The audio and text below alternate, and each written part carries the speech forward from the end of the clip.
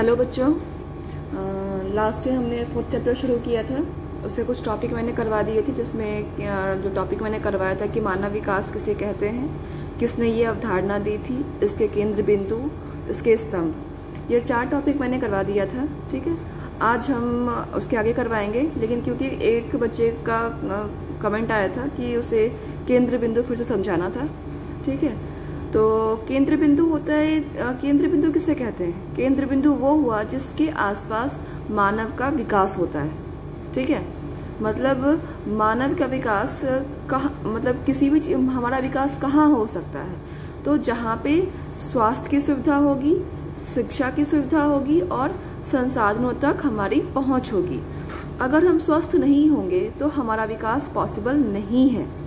ठीक है, अगर आप देखते होंगे कि अगर आपकी तबीयत खराब होती है तो कम से कम एक सप्ताह, एक वीक आप पढ़ाई बिल्कुल नहीं कर पाते हो। ठीक है, बिल्कुल एक वीक तक आपकी पढ़ाई बिल्कुल डिस्टर्ब हो जाती है। और अगर कोई आदमी कंटिन्यूसली बीमार रहेगा तो वो अपना डेवलपमेंट कैसे कर सकता है? वो कोई काम नहीं कर सकता। ठीक है ना, उसकी पढ़ाई हो सकती है और अगर वो जॉब करने वाला है तो वो काम पे भी नहीं जा सकता। तो हम सबसे पहले हमें स्वस्थ रहना चाहिए। जब तक हम स्वस्थ नहीं होंगे हम कोई काम करने के एबल नहीं होंगे। दूसरा है शिक्षा, मतलब एजुकेशन। एजुकेशन हमारे लिए बहुत ज़्यादा इम्पॉर्टेंट है। अगर हम एजुकेट ही नहीं रहेंगे तो हम कुछ भी नहीं कर सकते हैं। ठीक है, आज की डेट में आप देखते होंगे कि सिंपल सी पढ़ाई का कहीं कोई पूछ नहीं होता।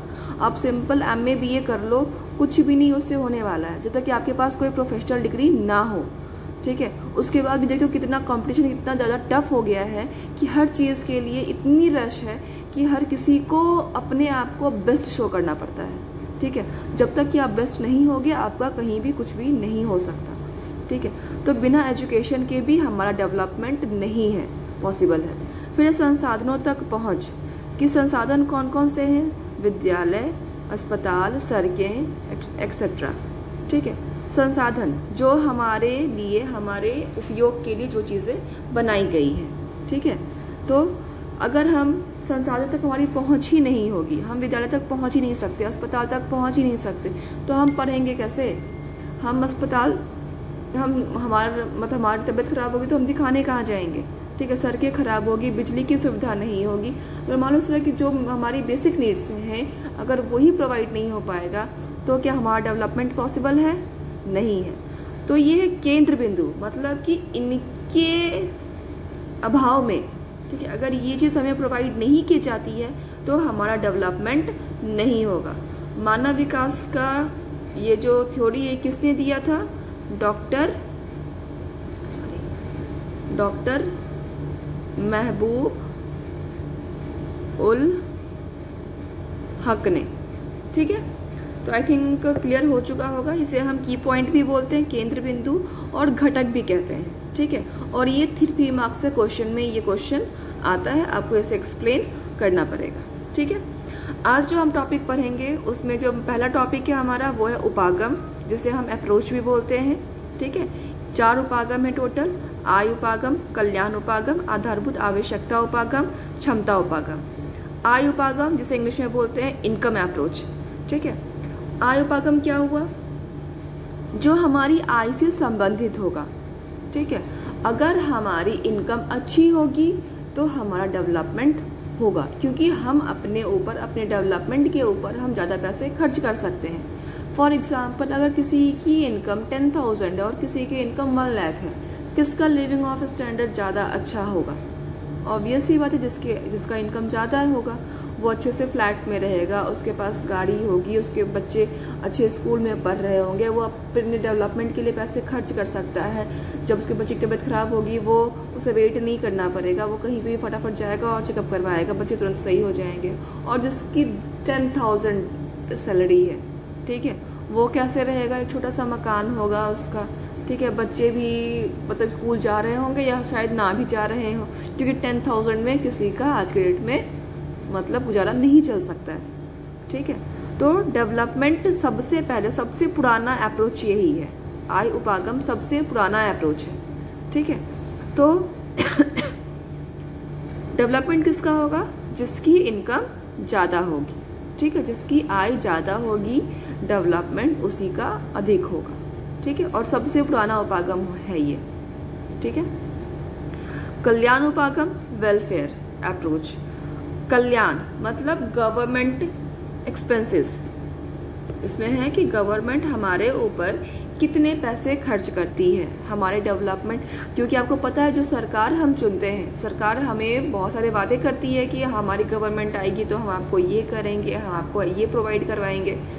तो गवर्नमेंट हमारे समाज के क्या कहते हैं डेवलपमेंट के लिए कितने पैसे खर्च कर रही है, ठीक है।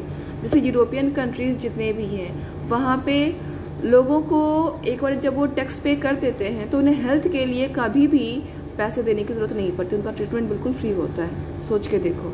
और हमारे देश में क्या है कि हम हर जगह हर हमेशा टैक्स भी पे करते हैं और उसके बाद जब हम डॉक्टर से दिखाने जाते हैं तो वहाँ हमें फीस भी देनी पड़ती है और हर तरह का खर्चा भी, अगर कोई टेस्ट हो गया तो फिर टेस्ट के लिए पैसे लगते हैं, उसका मेडिसिन है, जितने दिन ट्रीटमेंट चल रही है। लेकिन यूरोपियन कंट्रीज में क्या है कि एक बार हमने टैक्स पे कर दिया तो गवर्नमेंट हमें फ्री हेल्थ चेकअप देती है।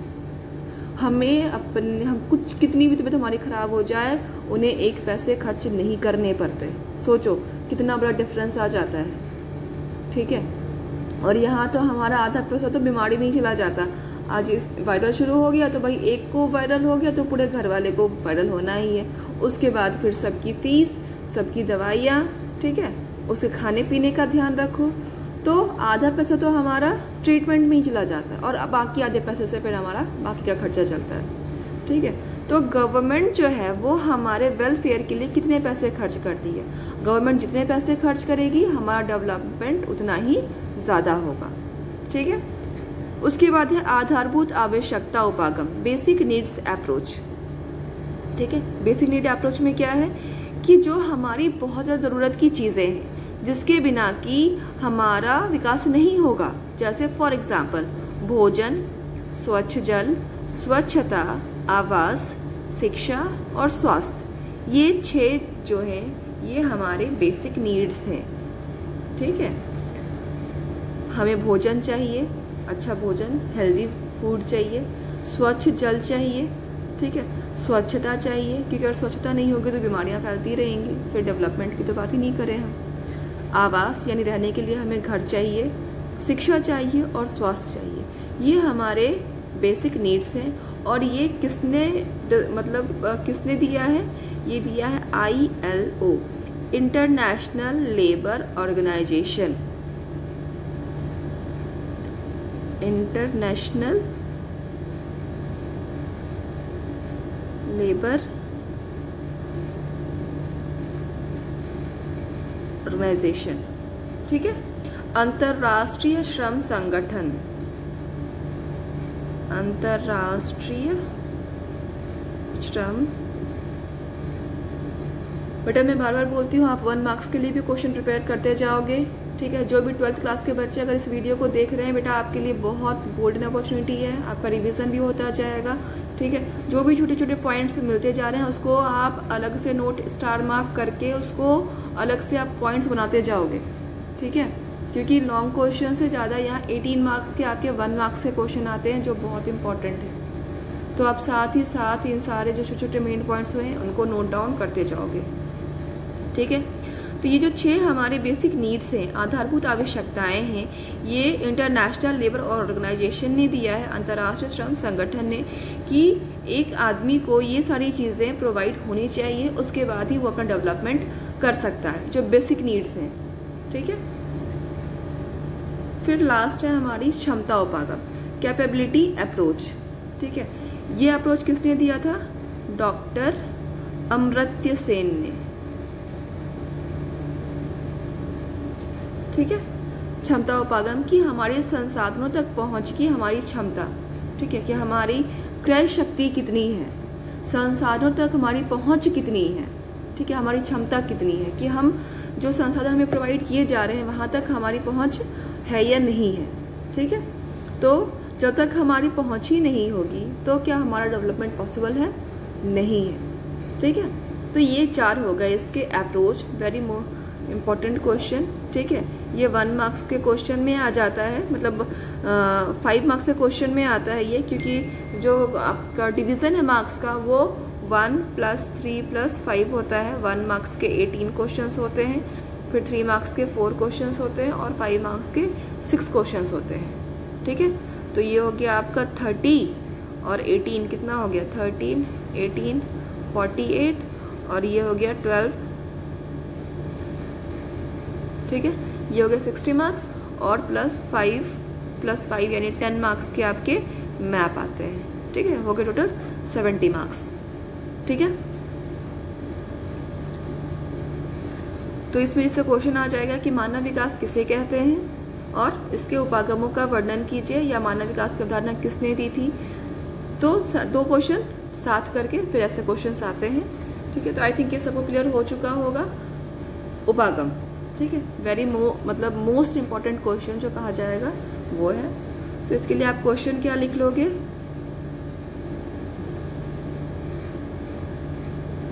मानव विकास के प्रमुख उपागमों का वर्णन कीजिए। Explain the main approaches of human development।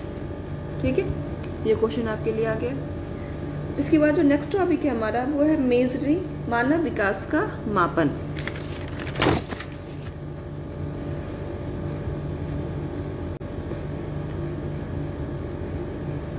मानव विकास का मापन।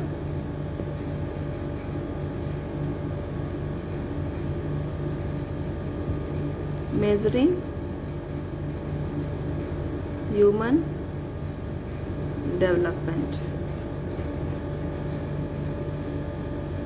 ठीक है, हर एक मतलब हर साल हमारे मतलब विश्व में जितने भी देश हैं उनका मापन होता है, मेजरमेंट किया जाता है। ठीक है, जिसको बोलते हैं HDI, ह्यूमन डेवलपमेंट इंडेक्स।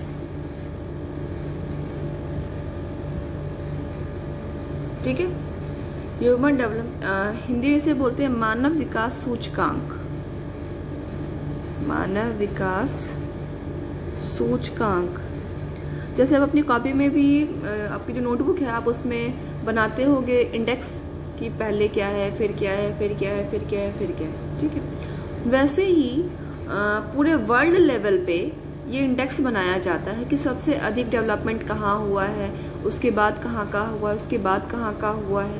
ठीक है, इस तरह से डेवलपमेंट होती है, इस तरह से इसकी एक रैंकिंग होती है। और ये रैंकिंग कौन करता है, UNDP।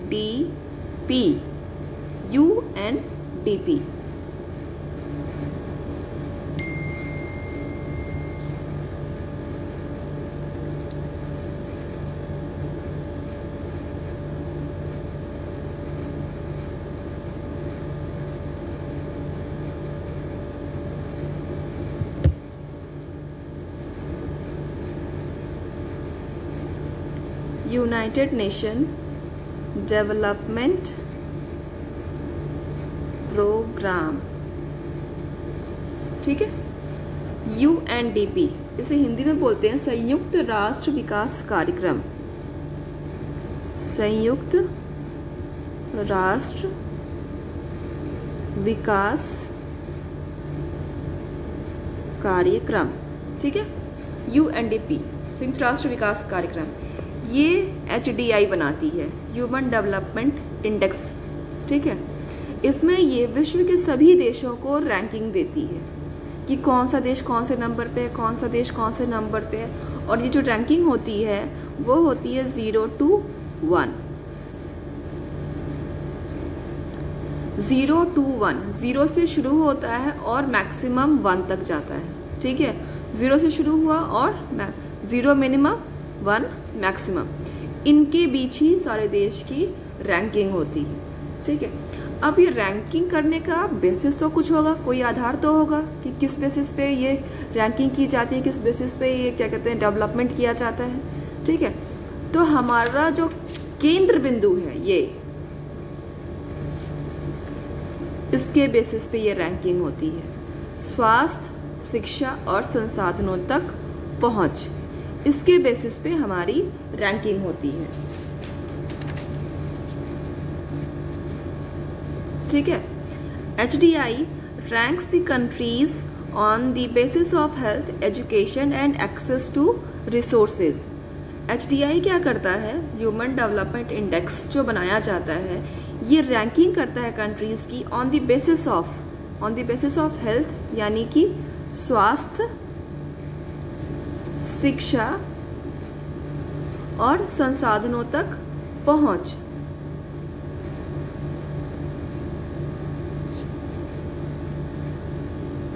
ठीक है।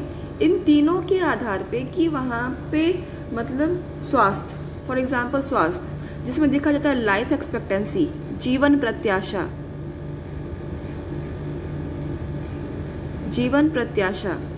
एट बर्थ, मतलब कि जो जन्म लेने वाले बच्चे हैं, ठीक है, उसमें से कितने बच्चे जीवित रह रहे हैं और कितने बच्चे मर गए हैं। ठीक है।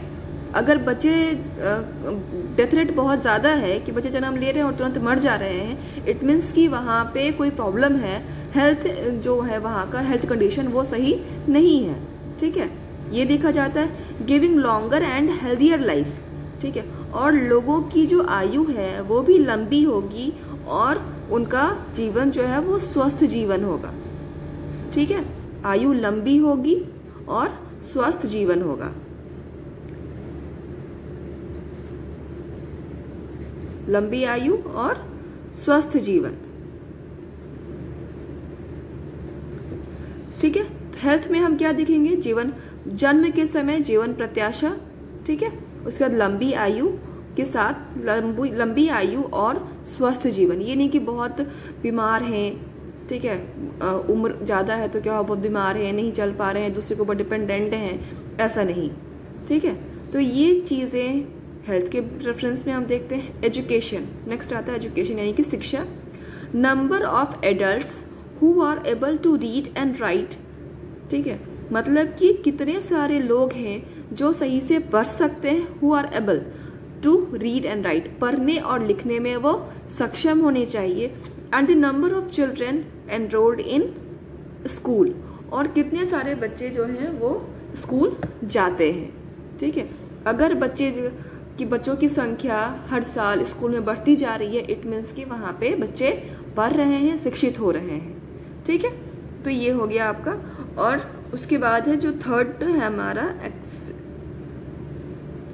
Access to resources. ठीक है। ये हमारी क्रय शक्ति को दिखाता है। क्रय शक्ति मतलब खरीदने की शक्ति। ठीक है, कि हम कितना खरीद सकते हैं, हम कोई भी चीज़ से जो भी रिसोर्स हम यूज़ कर रहे हैं उसमें हम कितने पैसे खर्च कर रहे हैं। ठीक है। अगर हम एबल होंगे तो ही हम संसाधनों का इस्तेमाल कर सकते हैं, अगर हम एबल नहीं होंगे तो हम उसका इस्तेमाल नहीं कर सकते हैं। ठीक है। तो इस बेसिस पे HDI यानी कि ह्यूमन डेवलपमेंट इंडेक्स जो हमने, हाँ, ये जो है इन तीनों के बेसिस पे 0 to 1 रैंकिंग देती है हर एक देश को। ठीक है। तो सबसे पहले नंबर पे जहाँ पे मानव विकास सबसे अधिक है पूरे विश्व में वो है नॉर्वे। ठीक है।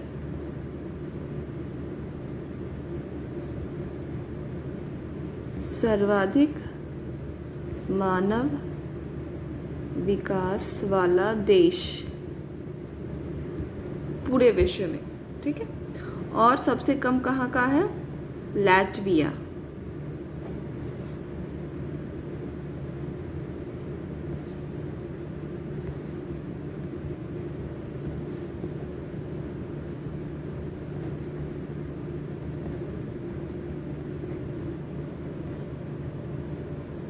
ठीक है।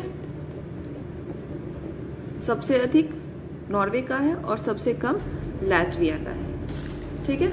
आई थिंक ये सबको क्लियर हो गया होगा।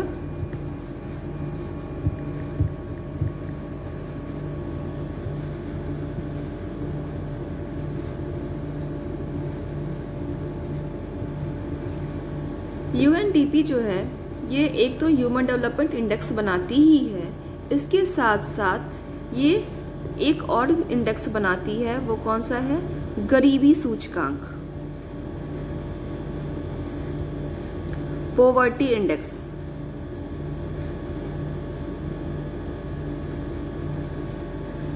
यूएनडीपी दो इंडेक्स बनाती है, एक ह्यूमन डेवलपमेंट इंडेक्स और दूसरा है पॉवर्टी इंडेक्स। ठीक है, पॉवर्टी में हम इसमें क्या देखते हैं? पॉवर्टी में इसमें देखा जाता है कि वहाँ पे मतलब जो 40 वर्ष के लोग हैं, ठीक है, कितने लोग जीवित हैं। पॉवर्टी में क्या क्या देखते हैं? मतलब कि कितने लोग वहाँ पे गरीब हैं। ठीक है, गरीबी में ऑब्वियसली बात है जो लोग गरीब होंगे उन्हें कोई भी फैसिलिटी नहीं मिल पाएगी। तो इसमें देखा जाता है कि कितने लोग अशिक्षित हैं। ठीक है, फिर वहां पे क्या कहते हैं, कितने लोग हैं जो 40 वर्ष से अधिक जीवित नहीं रह पाते।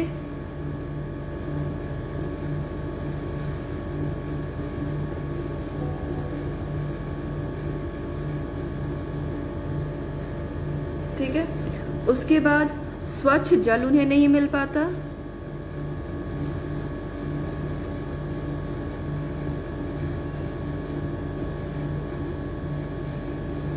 स्वच्छ जल का अभाव होता है। जो बच्चे होते हैं वो उनका वेट बहुत कम होता है।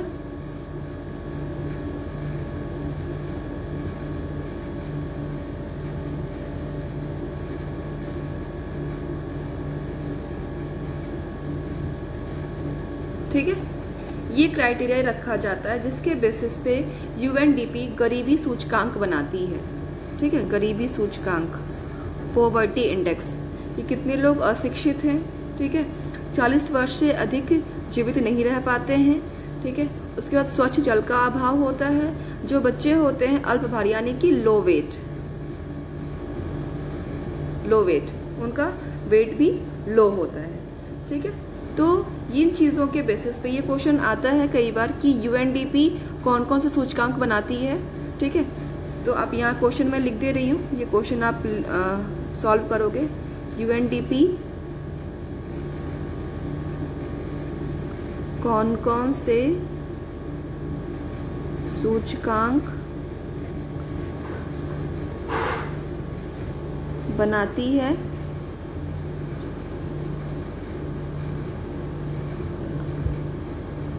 यूएनडीपी कौन कौन से सूचकांक बनाती है?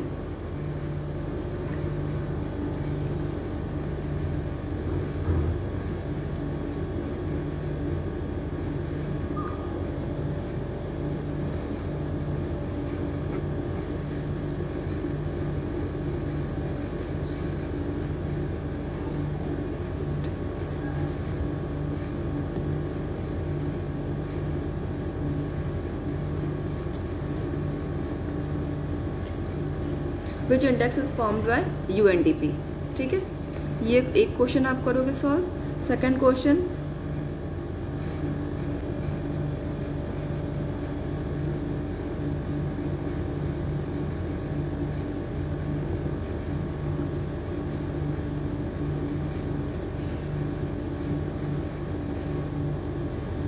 सबसे अधिक व सबसे कम मानव विकास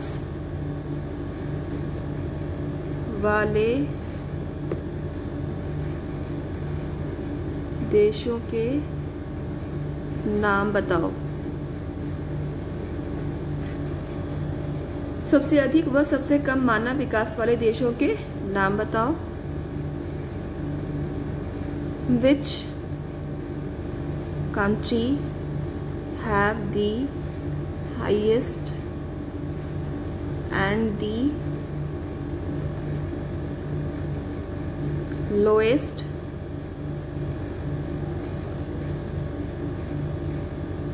ह्यूमन डेवलपमेंट?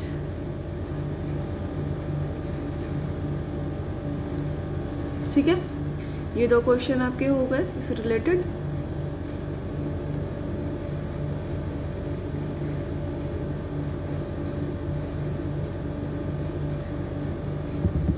इसमें जो एक बहुत इम्पोर्टेंट बात है वो ये है कि भूटान बहुत सारे लोगों ने, बच्चों ने इसका नाम, इस देश का नाम सुना है भूटान का। भूटान भारत का नेबरिंग कंट्री है भूटान, आपको पता होगा, ठीक है। यहाँ पे डेवलपमेंट किसे माना जाता है? हैप्पीनेस, ठीक है। भूटान में डेवलपमेंट हैप्पीनेस को माना जाता है। मतलब पूरे विश्व में सिर्फ भूटान एक ऐसा देश है, ठीक है, जहाँ पे कि मतलब GNH होता है, GNH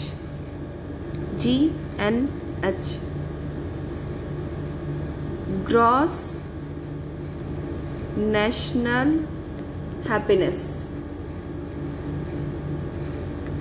जहाँ पूरा देश, ठीक है, जहाँ पूरा देश मतलब पैसे से, एजुकेशन, हर चीज को डेवलपमेंट मान रहा है, वहां पे सिर्फ भूटान ऐसा देश है जो कि हैप्पीनेस यानी कि सकल राष्ट्रीय प्रसन्नता, सकल राष्ट्रीय प्रसन्नता, मतलब कि वहां पे प्रसन्नता यानी कि खुशी, कि कितने लोग वहां खुश हैं, हैप्पी हैं, उससे वो डेवलपमेंट का कैलकुलेशन करते हैं। अगर लोग खुश हैं इट मीन्स कि वहाँ का डेवलपमेंट हो रहा है, ठीक है। तो सिर्फ भूटान ऐसा देश है जहाँ पे कि हैप्पीनेस को डेवलपमेंट के लिए एक मेजरिंग पॉइंट माना जाता है कि पूरे विश्व में कितने लोग खुश हैं।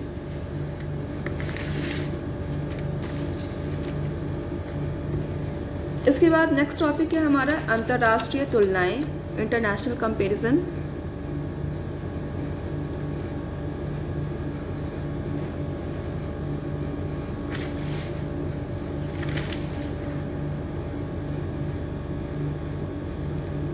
अंतर्राष्ट्रीय तुलनाएं,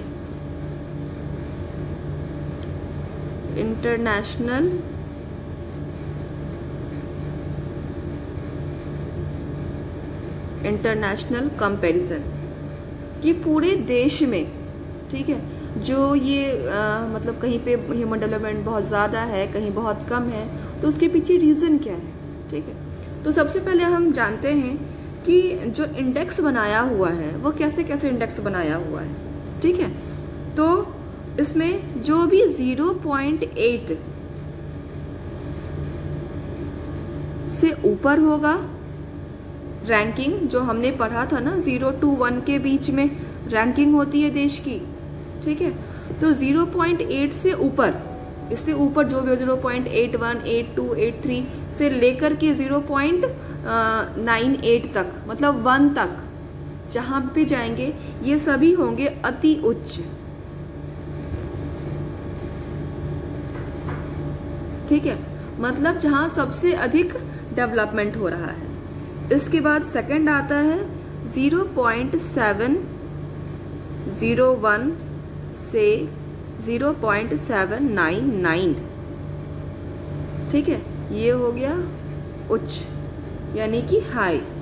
उसके बाद 0.550 से 0.700, ये हो गया मध्यम,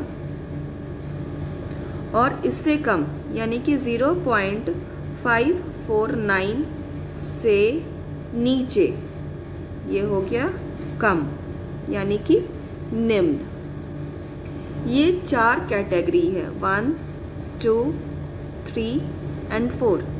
इन दोनों को हम एक साथ लेके चल सकते हैं क्योंकि दोनों हाई में ही आते हैं, ये थोड़ा ज़्यादा हो गया, ये उससे थोड़ा कम, तो इन दोनों को हम एक कैटेगरी में लेके चल सकते हैं, ठीक है, कि 0.799 से ऊपर, ठीक है, यानी कि 1 पॉइंट का फर्क पड़ता है, क्योंकि 1 पॉइंट का फर्क क्योंकि 0 से 1 के ही बीच में, तो यहाँ पे 0.1 का फर्क भी बहुत ज़्यादा होता है, ठीक है।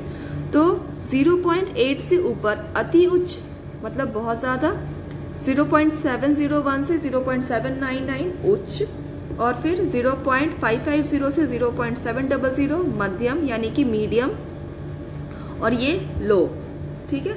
ये हो गया हमारा जो कैटेगराइज किया गया है उसके बेसिस पे।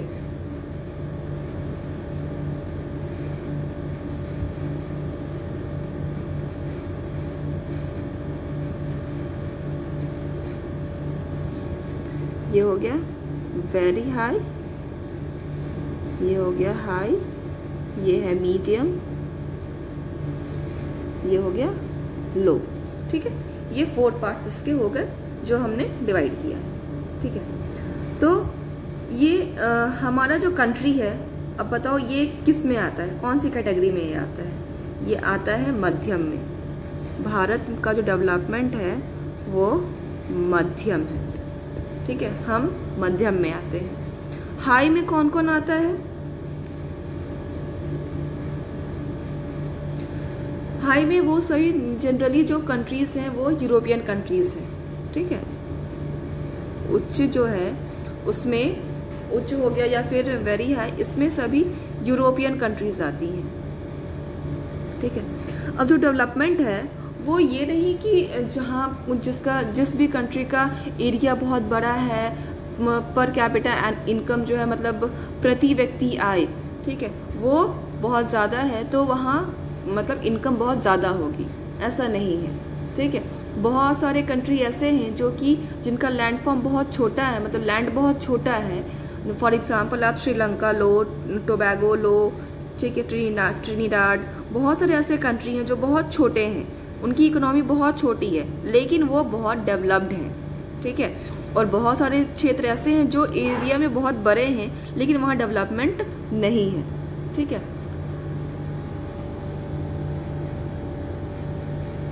ठीक है, उसके बाद फिर जैसे फॉर एग्जांपल केरल में क्या है कि वहाँ पर कैपिटल इनकम मतलब प्रति व्यक्ति आय बहुत ही कम है, लेकिन आप पंजाब और क्या कहते हैं हरियाणा की बात करो, वहाँ पे मतलब प्रति व्यक्ति आय बहुत ज़्यादा है, लेकिन जो डेवलपमेंट है वहाँ डेवलपमेंट बहुत ही केरल का डेवलपमेंट बहुत ज़्यादा है। ठीक है, इंडिया की बात करें तो केरल का डेवलपमेंट सबसे ज़्यादा है और विश्व की बात करें तो नॉर्वे सबसे ज़्यादा है। ठीक है, तो केरल का लैंड देखो कि केरल में से भी बहुत ऐसे राज्य हैं जहाँ पे जिसका कि लैंड बहुत बड़ा है, एरिया बहुत बड़ा है। ठीक है, तो एरिया या पर कैपिटल इनकम ये नहीं डिसाइड करता है कि वहाँ का इकोनॉमी जो है वो कैसा होगा। ठीक है, तो फिर ये किस चीज़ पर डिपेंड करता है कि जो डेवलपमेंट है, ठीक है, अगर यूरोपियन कंट्री का बहुत डेवलपमेंट बहुत ज़्यादा है तो रीज़न क्या है? ठीक है, तो डेवलपमेंट के पीछे का रीज़न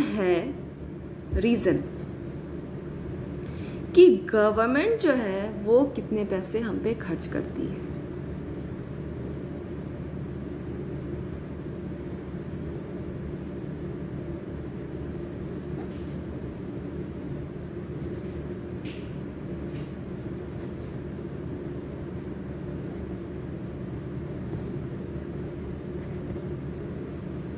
गवर्नमेंट हम पे कितने पैसे खर्च करती है।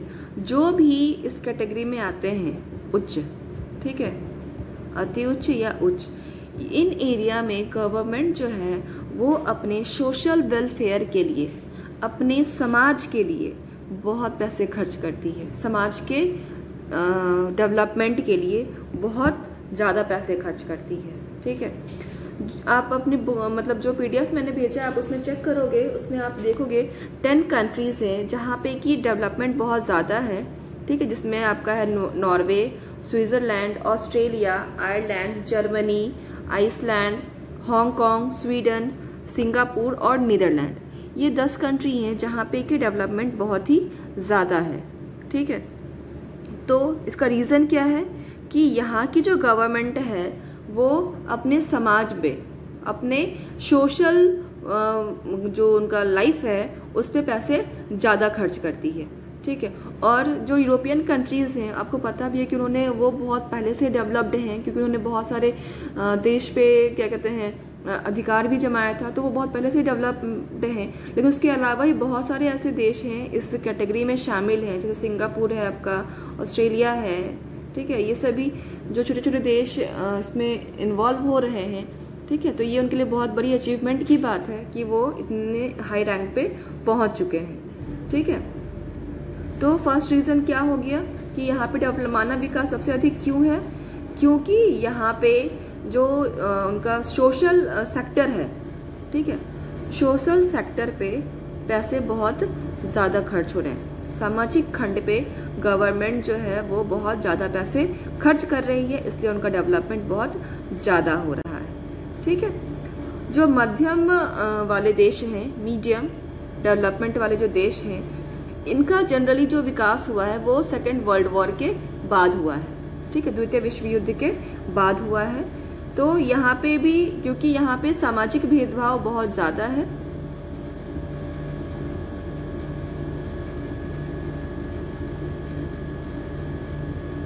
रीजन क्या है, यहाँ सामाजिक भेदभाव बहुत ज्यादा है।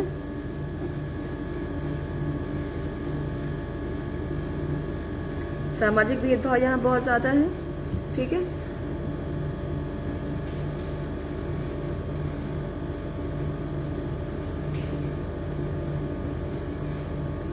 यहाँ पे राजनीतिक अस्थिरता है,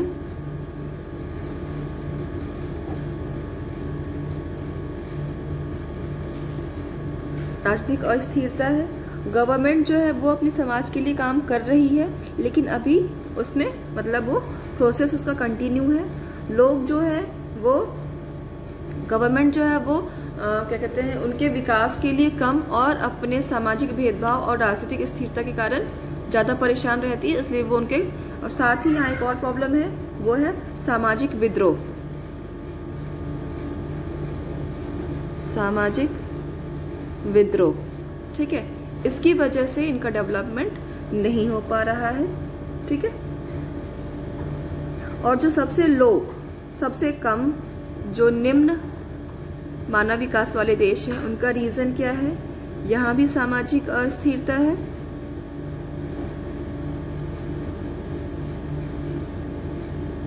सामाजिक अस्थिरता है, अकाल की स्थिति है, बीमारियां हैं,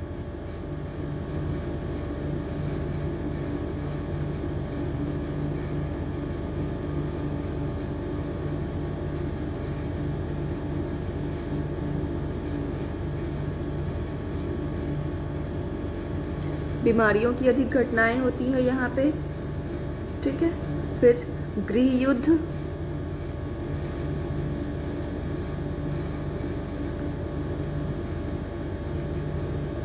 राजनीतिक उपद्रव,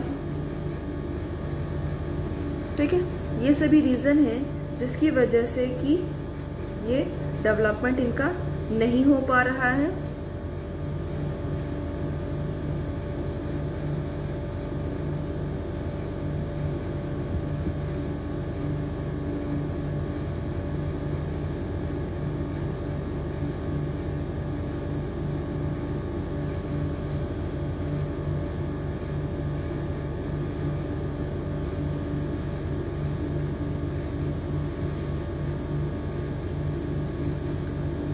सोशल डाइवर्सिटी,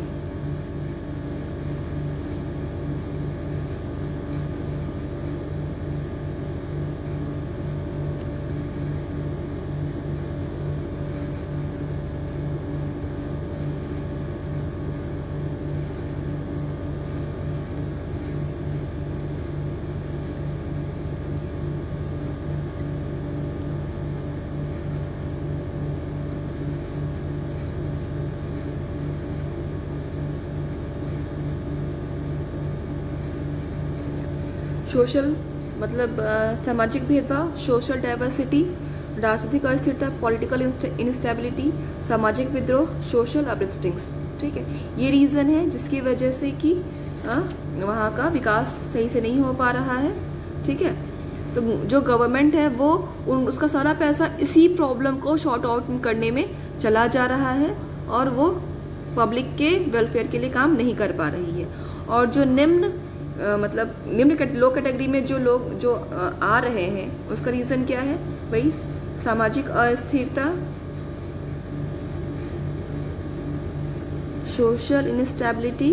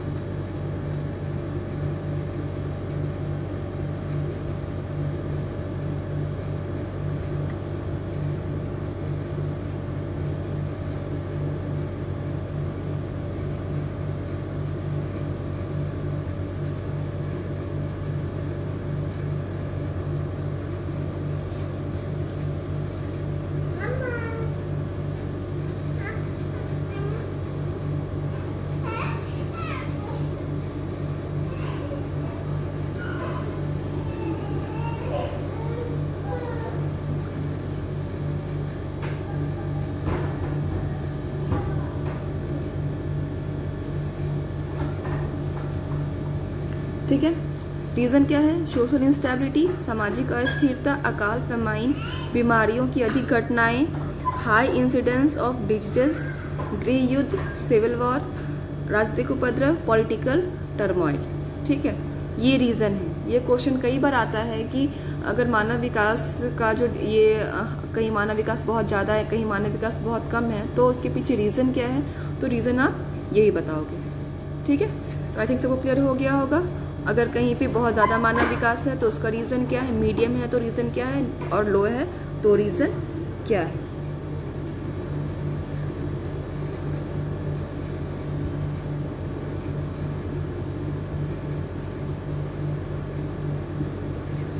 तो आई थिंक सबको क्लियर हो चुका होगा।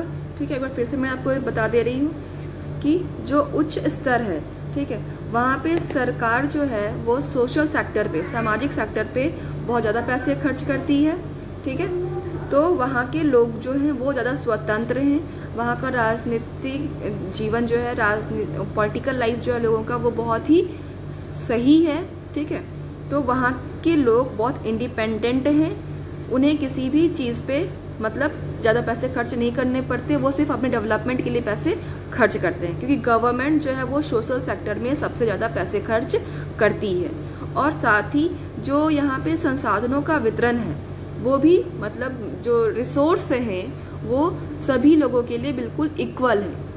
ठीक है, मतलब ना पॉपुलेशन वहाँ की ज़्यादा है और जो रिसोर्स है वो भी मतलब उनके अकॉर्डिंग ही है, तो उन्हें सही से रिसोर्स भी मिल जाता है। तो इस वजह से इनका डेवलपमेंट बहुत ज़्यादा हो रहा है। और दूसरी तरफ जो मीडियम या फिर लो स्तर वाले जो देश हैं, यहाँ पे जो सोशल सेक्टर है, यहाँ पैसे बहुत कम खर्च होते हैं। यहाँ पे उनके पैसे खर्च हो जाते हैं अपनी रक्षा के लिए। ठीक है, जो लड़ाई में वो लगे रहते हैं उसको बचाने के लिए, राजनीतिक अस्थिरता के लिए, इन सभी के लिए पैसे उनके ज़्यादा खर्च हो जाते हैं। उनके डेवलपमेंट के लिए सोशल सेक्टर पे पैसे खर्च नहीं हो पाते। ठीक है, तो ये आपका टॉपिक ख़त्म हो गया, इवन कि ये चैप्टर ख़त्म हो गया है। ठीक है, तो आई थिंक सभी बच्चों को क्लियर हो चुका होगा। अगर किसी को कोई भी डाउट इसके बाद भी अगर होता है तो वैसे मैं इसकी पिक खींच के डिस्क्रिप्शन बॉक्स में डाल दूंगी, आप वहाँ से चेक कर सकते हो। और अगर किसी को कोई डाउट होगा तो आप कमेंट सेक्शन में डाल दोगे, नेक्स्ट वीडियो में मैं उसे फिर क्लियर कर दूंगी। ओके।